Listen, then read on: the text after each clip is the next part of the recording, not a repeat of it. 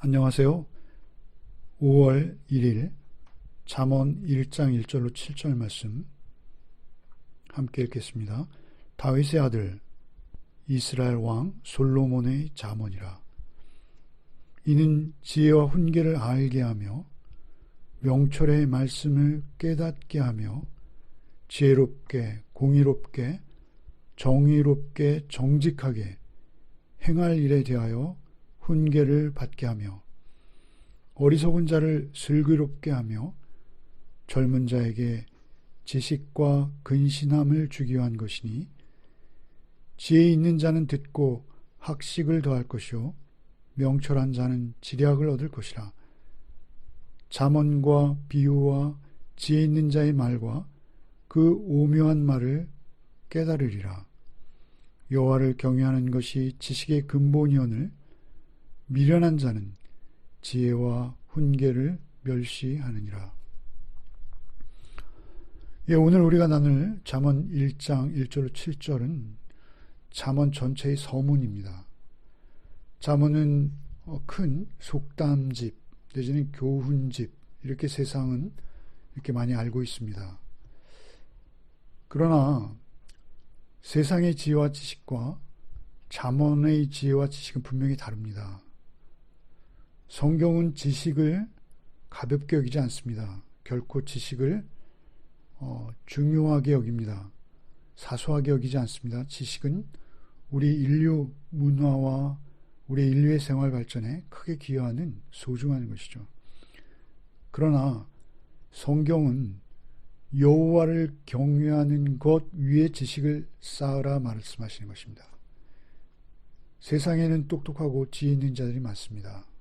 우리가 잘 알듯이 아리스토텔레스, 플라톤, 아인슈타인, 과학자에서부터 철학자까지 우리 학자나 정치가 특별히 문화계에서 아주 이러한 특별한 지식을 소유한 아주 박사급 그러한 분들이 많아요. 우리나라 안에도 지혜 있는 분들이 많이 있습니다. 소중합니다. 그러나 그 지혜가, 그 지식이 하나님을 부인하는 쪽으로 가서는 안 됩니다.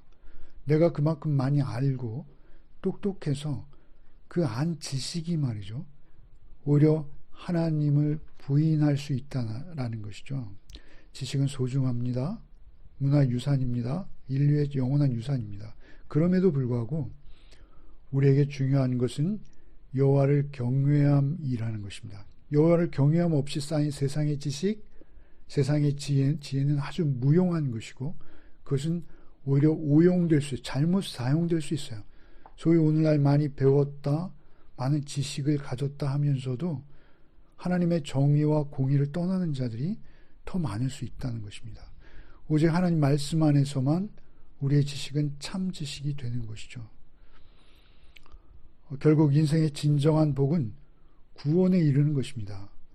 구원에 이르게 하시는 참된 지혜는 우주 만물에 대한 진지한 탐구의 결과로 주어지는 것이 아닙니다. 구원에 대한 참된 지혜는 다양한 인생의 경험들로도 구할 수 없습니다.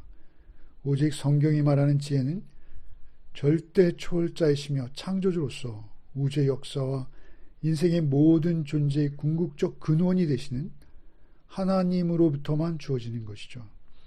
그러면 오늘 본문 말씀을 한 절씩 읽으면서 함께 나누시겠습니다.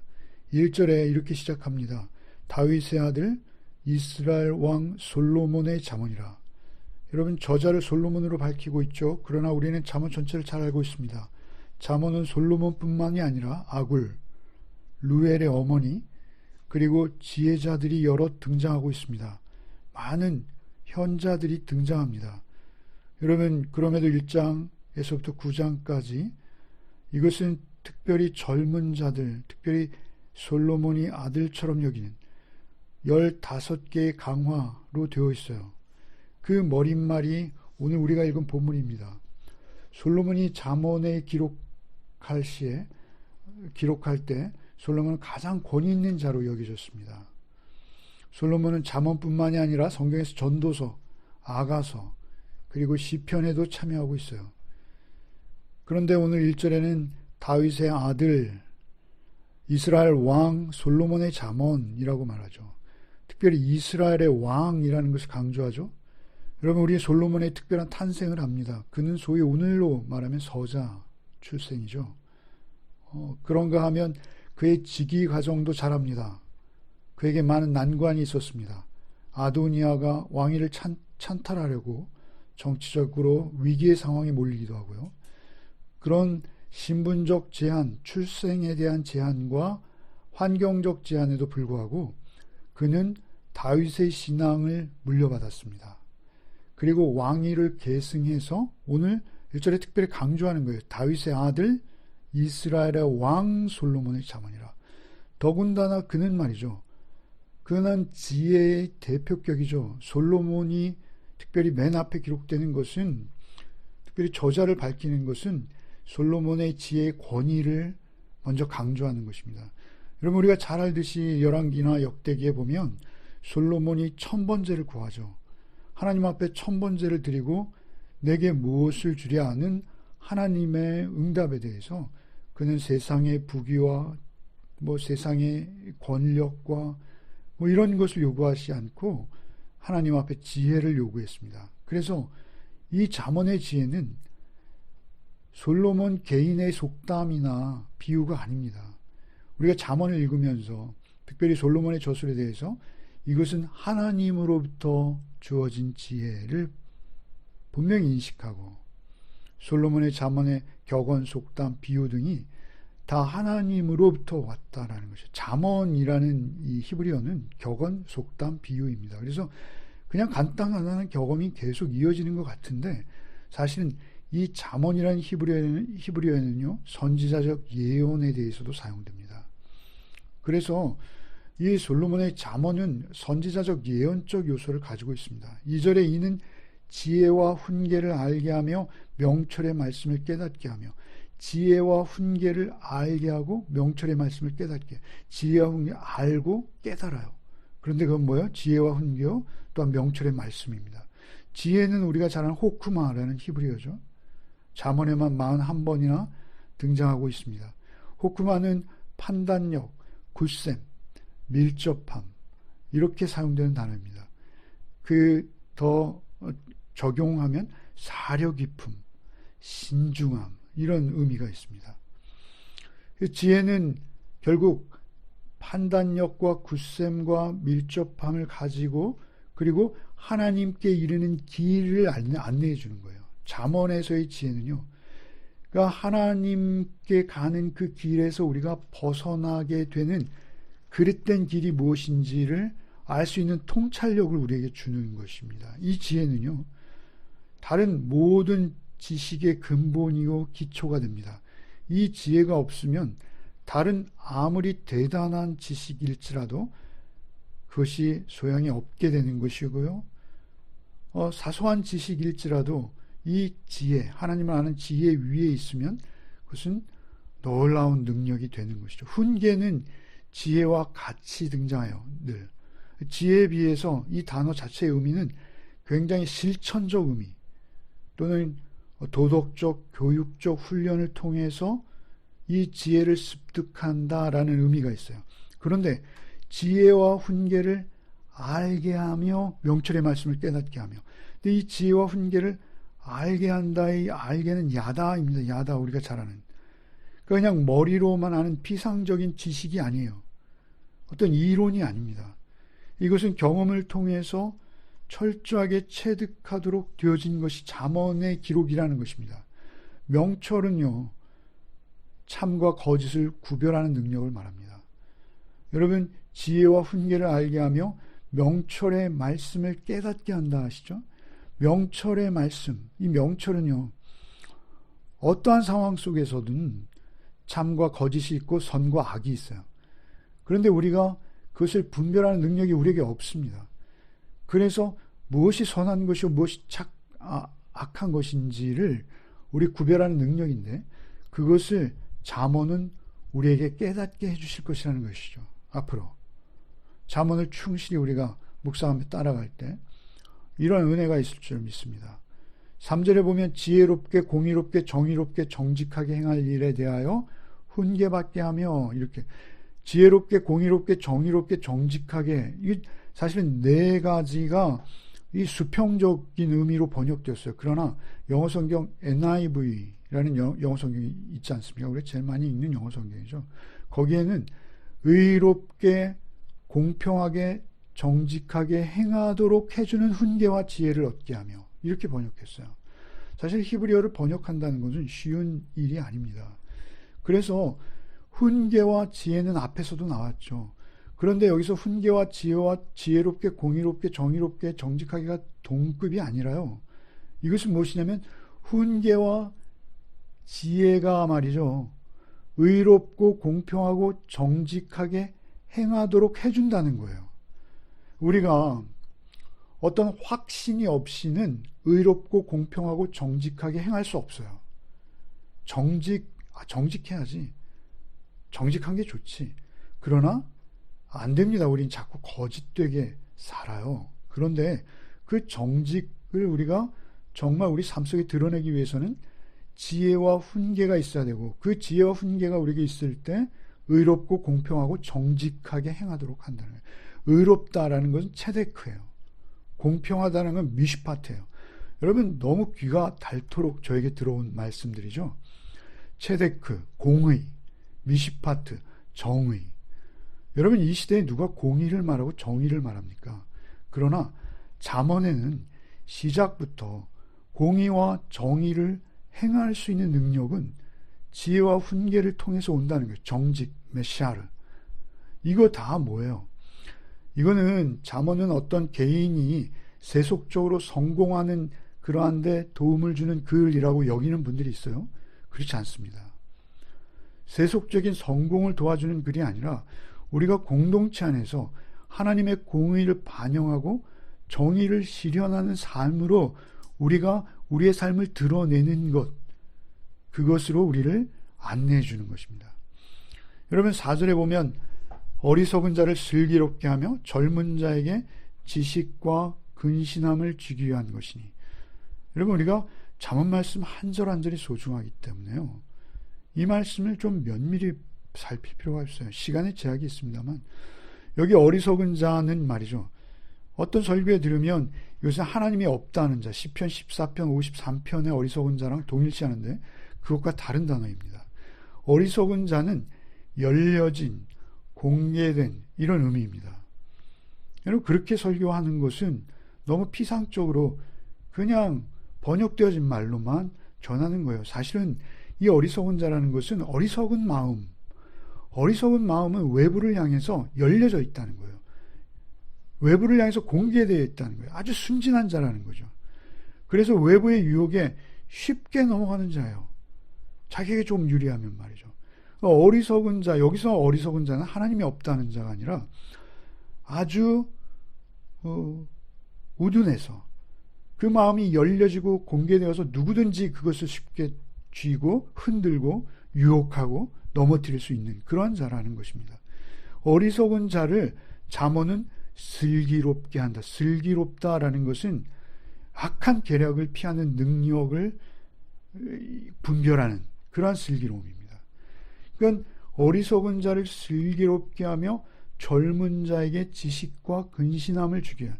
젊은 자는요, 사실은 조금 신중하지 못할 수 있어요. 젊은 자는요, 깊이 생각하기를 피할 수 있어요. 깊이 생각하는 것을 귀찮아할 수 있습니다. 여러분, 우리 20대 그리고 30대들 말이죠. 굉장히 단순할 수 있다는 거예요. 그래서 젊은 자에게 지식과 근신함을 주게 해요. 젊은 자에게 지식이 중요해요. 지식이. 젊을 때는 지식을 많이 쌓는 것 대단히 중요합니다. 그게 자원이거든요. 세상의 지식도 동일합니다. 하나님을 경외함 안에서 쌓아야 돼요. 그 지식과 근신함을 주는데, 이 지식은 굉장히 전인격적이고 체험적인 지식이고, 근신한다는 것은 신중하다는 거예요. 숙고한다는 거예요. 깊이 생각해서 경솔하게 행동하지 않는다는 거예요. 이것은 아직 성숙하지 못한 젊은이들에게 사려 깊고 신중함을 준다는 거예요. 잠언은. 5절 말씀 보겠습니다. 5절에 지혜 있는 자는 듣고 학식을 더할 것이요 명철한 자는 지략을 얻을 것이라. 지혜 있는 자는 잠언을 듣고 학식을 더한다. 학식, 이 히브리어 원어로는 레카흐, 손으로 잡다, 취하다, 이런 뜻입니다. 그러니까 이론적인 지혜가 아니라 잠언을 통해서 그 지혜를 손으로 잡을 듯이 아주 생생하고 구체적인 지식으로 내 마음에 새길 수 있다는 거예요. 지혜 있는 자는 잠언을 듣고 학식, 레카흐를 더하게 되는데, 그것은 아주 생생한 살아있는 지혜로 내 안에 경험된다는 거예요. 글이지만 성령이 도우심으로 하나님 말씀이기에 명철한 자가 지략을 얻게 된다라는 것이죠. 명철은 앞에서 이미 설명드렸어요. 대상의 본질을 깊이 꿰뚫어 보고 통달하는 능력이 명철입니다. 그런데 그러한 능력을 지닌 자는 지략, 옛 성경의 모략이라고 번역됐는데요. 이 히브리어는 그 밧줄을 당기다 내지는 조정하다, 이런 동사에서 유래했어요. 명철한 자는 자기가 삶 속에서 경험하는 문제들을 꿰뚫고 나가서 어려움들을 이겨내고 목적지를 향해서 힘차게 전진할 수 있는 힘, 결국 지략, 모략으로 번역되는 밧줄을 당기다, 조정하다라는 것이죠. 그래서 험한 풍랑 속에서도 인생의 방향을 잃지 않고 명철한 자는 선과 악을 분명히 구별해내며 힘을 얻어서 하나님의 정의와 공의에 든든히 서서 구원받은 그리스도인답게 살게 되는 것이죠. 너무 중요한 것입니다. 6절에 잠언과 비유와 지혜 있는 자의 말과 오묘한 말을 깨달으리라.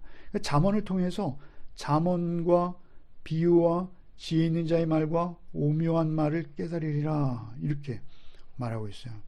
잠언의 저자는 솔로몬이죠. 그 기록 목적입니다.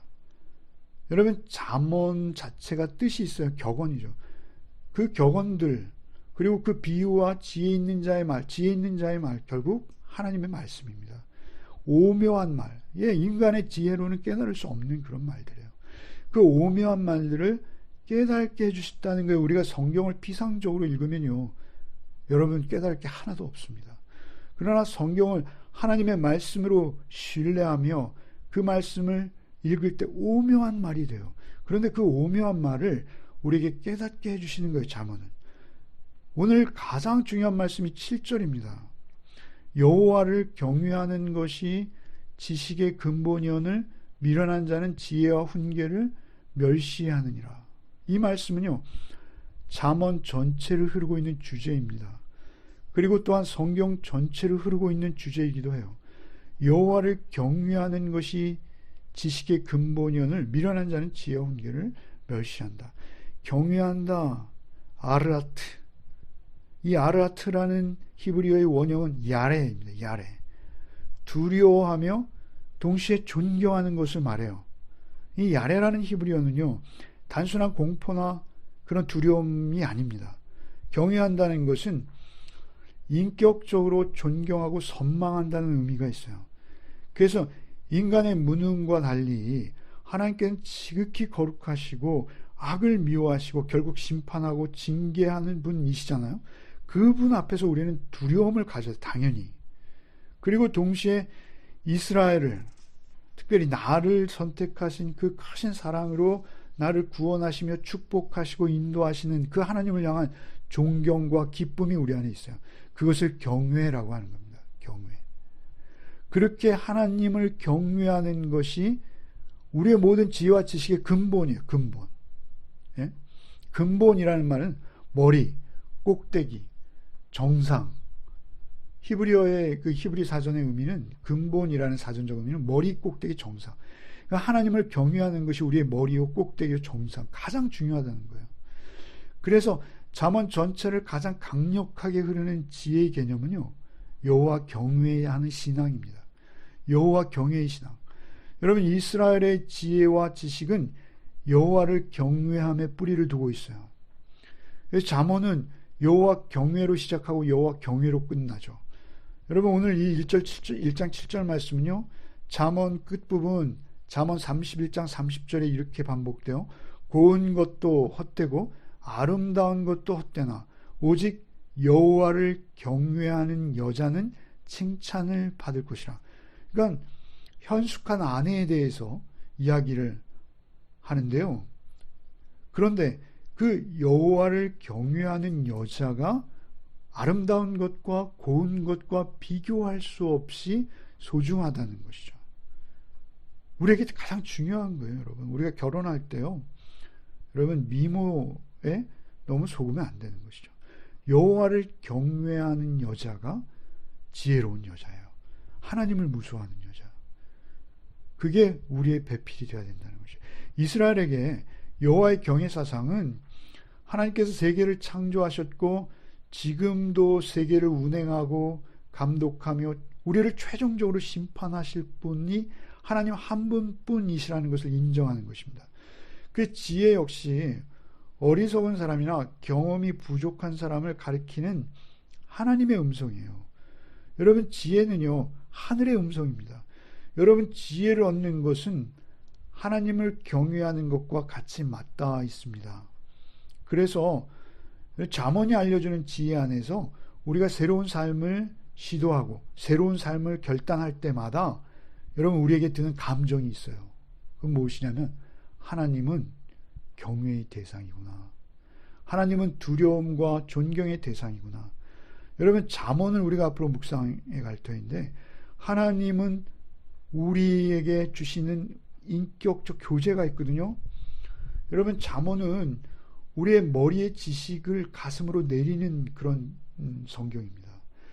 우리의 머리에 있는 지식을 우리의 가슴으로 깊이 있게 깨닫게 해서 온 몸으로 삶 속에서 하나님과의 경외감을 가지고 하나님과의 관계 속에서 하나님과 더 깊은 관계로 밀착된 관계로 나아갈 수 있는 글이 잠언의 글입니다. 특별히 여러분, 애굽을 우리가 출애굽기 묵상했잖아요.